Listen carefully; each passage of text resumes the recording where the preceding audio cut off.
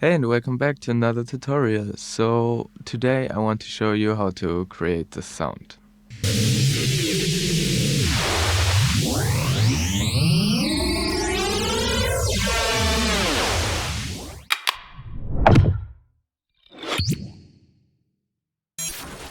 Actually, this video is going to be the start of a longer series where I plan to share radically all my knowledge about psytrance production. So if you want to stay up to date with new tutorials, consider subscribing to the channel. And without further ado, let's get started here. Today we are gonna using Phaseplant, the granular section in particular. So we're just gonna click in here and open the granular section. So our source sound will be one of the grain saw samples. It's here in the additive section. I choose converge saw for now. And we're gonna set those millisecond settings to around 40 something. Let's have a listen on how this is sounding.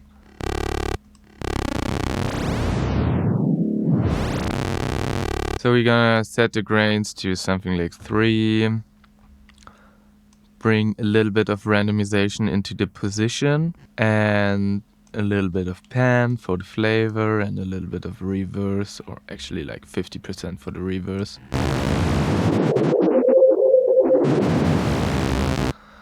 Sounds already interesting in my opinion, but we're gonna take this to the next level. So we're gonna add an instance of snap heap, and this is a very common sound design technique that you stack several instances of the same effect onto another in series, and this will create in 50% of the time very interesting sound design bits. So let's get into it. I've already created this rag. I call it like Hyper Chorus OTT. I'm just gonna show to you real quick how it is looking. So it's just a bunch of stacked choruses, but yeah, I will show you again how to do this thing from scratch. So we are opening Snap Heap here, and we're gonna add a chorus effect, and then we're gonna map the delay to macro 1 like this, and the depth to macro 2. Yeah, let's turn on the rate here, and then we just gonna hit Control and duplicate that effect several times, like 6 times or so. And I just real quick call this one delay and this one depth. Alright, so we got that sorted out, and just in the end we're gonna put an instance of multipass and OTT.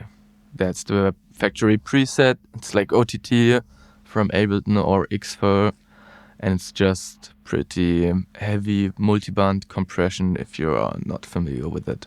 Let's check how it sounds if we use these knobs here. Sick. I like it.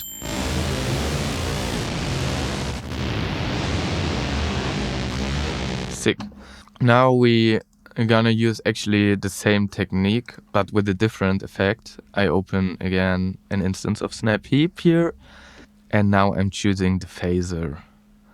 Turn down the rate again, map the cutoff to macro 1 and the depth to macro, no, not like this, the depth to macro 2, like this. So, and then I gonna duplicate this effect, hitting Control and just click and dragging here, and also add an instance of an OTT here. Let's see how this is sounding. Sick. So yeah, just gonna add a final instance of and OTT here again. And now I gonna map all those parameters to the macros on top of here, and then map this to my MIDI controller, this one. And then I just gonna put a long note inside and just jam all these parameters. So hit this here, control this with macro 1, macro 2, maybe also the mixes, so we can like toggle the effect on and off. Then I'm going to map the phaser cutoff here and the phaser depth here. Always make sure that these are on 0 if you are mapping like the full range, otherwise the last movement of the macro here won't do any change. So, and I also, of course, put the mix knob here like this. Okay, I'm gonna map also the pitch here.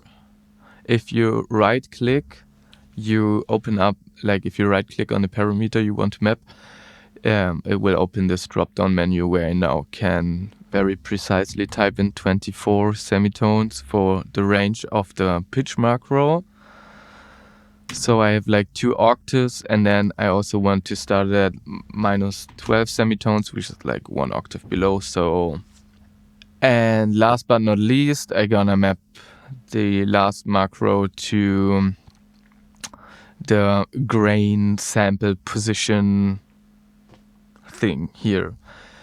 Alright, so now I'm gonna map all of those to my MIDI controller. So now I should be able to move all of those here. Okay, now we just gonna put a long note in here where the keys that I'm playing here, C1.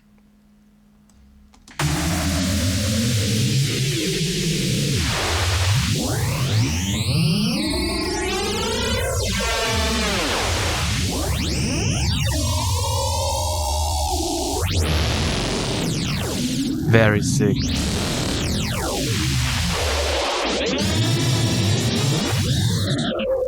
Nice. So this is already very nice. And now if you want to explore furthermore, you can just use this preset as a starting point and experimenting with different input samples. So that's it for today. If you want to get early access to upcoming tutorials and podcast episodes, head over to my Patreon and subscribe there. If you just want to keep up to date whenever I upload a new tutorial video on YouTube, just make sure to subscribe to the channel. Last but not least, I also want to mention that I have a free sample pack available on my Gumroad and a Vital preset pack on my Patreon. So if you like this stuff, check it out. And I also have a demo video for my Vital preset pack, which you can check out on my channel. And yeah, I think that's it. I'm very sure that's it. So see you next time. Bye bye.